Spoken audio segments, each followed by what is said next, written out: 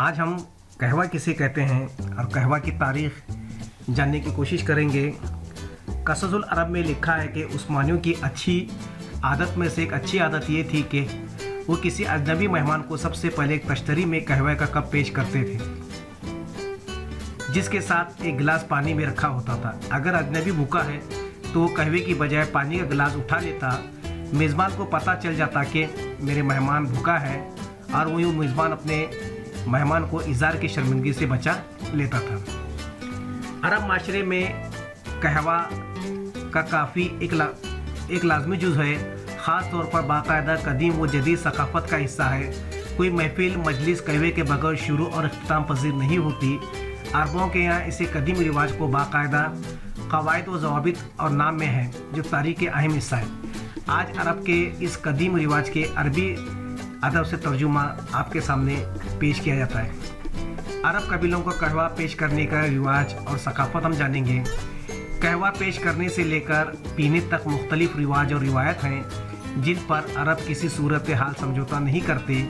इन रिवाजों से सबसे अहम कहवा पेश करने का तरीका है जो खिदमत कहलाता है। अरबी ज़ुबान में कहवा जिस कप में पेश किया जाता है उसे फंजान कहवा कहते हैं, लेकिन अगर कहवा किसी ख़ास मौके पर रियाज के मुताबिक पेश किया गया हो तो उसे फंजाल कहवा कहते हैं। फंजाल तकरीबन अभी तक मतरूक हो चुका है।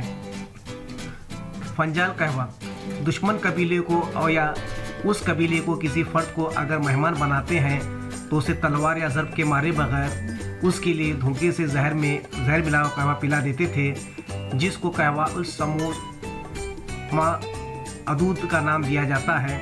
तो पुराने वक्तों में इस कप को फंजान की बजाय फंजाल कहा जाता था, लेकिन अब फंजाल के मुतबादिल फंजान ही मुश्तमिल और राइज है।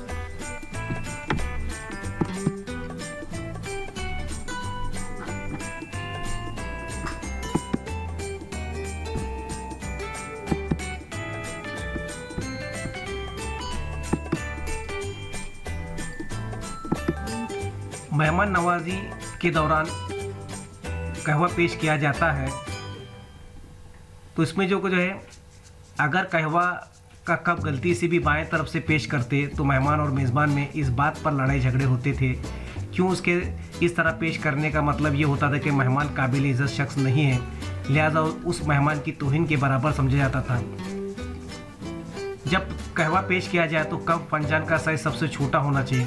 कप के छोटे साइज़ के बावजूद फंजान को उसके आधे से ज़्यादा नहीं भरा जाता, जिससे अरब में हशमा यानी कि अखलाक व अदब के नाम से जाना जाता है, जिसका मतलब है कप का सिर्फ एक तिहाई हिस्से में कहवा पेश करना है। और कप में कहवा की मिकदार इससे ज़्यादा होती है तो इसका मतलब ये है कि मेहमान को मज़ीद इस्तकबाल या खिदमत नहीं की जा सकती है। मेहमान पसंदीदा शख्स नहीं है, लिहाजा उसे जल्दी ही चला जाना चाहिए। कहवा पीते हुए मेहमान को अगर मज़ीद हाजत नहीं रही तो हाथ के इशारे से या बोलकर कोई भी नहीं कह सकता था अब बस करो। इसके लिए ख़ास अलामत कहवे के कप फंजान को दाएं से बाएं हिलाना होता था, तो मेहमान की तरफ से एक इशारा होता था कि अब मेहमान मज़ीद कहवा पी नहीं सकता। और अगर मेहमान कप में पिलाया जाता तो मेज़बान के कप में कहवा उंडेल दिया जाता। अब जो मेहमान नवाजी का तरीका ये होता है कि मेहमान का बेटा कहवा वाला बर्तन उठाकर हमा वक्त मेहमान के दाएं जाने मुस्तैद खड़ा रहता और इस बेतवक्का कहवा डालता रहता। कहवे के कप फंजान या फंजाल के चंद मखसूस नाम है जो ख़ास मौक़ों पर इस्तेमाल होते हैं। देखो, पहला कप जो दोस्ती की अलामत का कप है, पहला कप है ना, उसके कई उनके ये नाम जो है। और दूसरा कप जो है मेहमान या गप फंजान निस्फुसो कहा जाता है। और तीसरा फंजान कैफ या सुरूर का कप। और चौथा जो है तलवार का कप। कहा जाता है कि कहवा कप तलवार के ऊपर रखकर मेहमान के सामने रखा जाता है, तो वो एक तरह का मुआहदा होता है कि मेहमान फंजान आसिफ पी लेगा तो इसका मतलब ये है कि वो मेज़बान के दुख और सुख में, जंग और अमन में कंधे से कंधा मिलाकर खड़ा रहेगा। और मेज़बान पर कोई हमला आवर होता तो मेहमान उसके मदद और दिफा के लिए अपनी तलवार निकालने से दरीख नहीं करेगा। अगर मेहमान मेज़बान से दुश्मन का इत्यादी है तो उसको अपना पहला घोलच्चा तोड़कर मेज़बान के साथ इत्याद करेगा। अब देखो, पाँचवा कप देखो, फंजान अल्फारस या सुरमा का कप। कहवा का ये कप बाकी तमाम से हट कर है और इसका मौका कभी कभार आता था, जिसका रिवाज अभी चंद कबाइल तक महदूद था।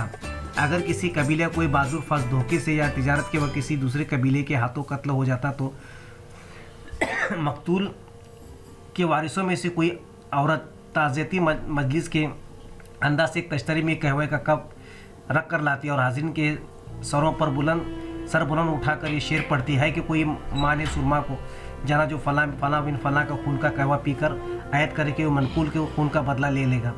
तो शेर ख़त्म होने से पहले कबीले कोई नौजवान उठता और एक ही घूंट में कहवा पीकर ऐद करता कि जब तक कातिल का सर ना उतार लाएगा अपने कबीले में वापस नहीं जाएगा, और अगर कोई शख्स बदला लेने में कामयाब ना होता तो फिर वो कभी वापस ना लौटता, क्योंकि कबीले के नज़दीक वो एक बुज़दिल शख्स होता जो दुश्मन से बदतर तस्वीर किया जाता था, इसको ना कोई कबूल कर सकता था, ना कोई अपनी बेटी उसके निकाह में दे सकता था।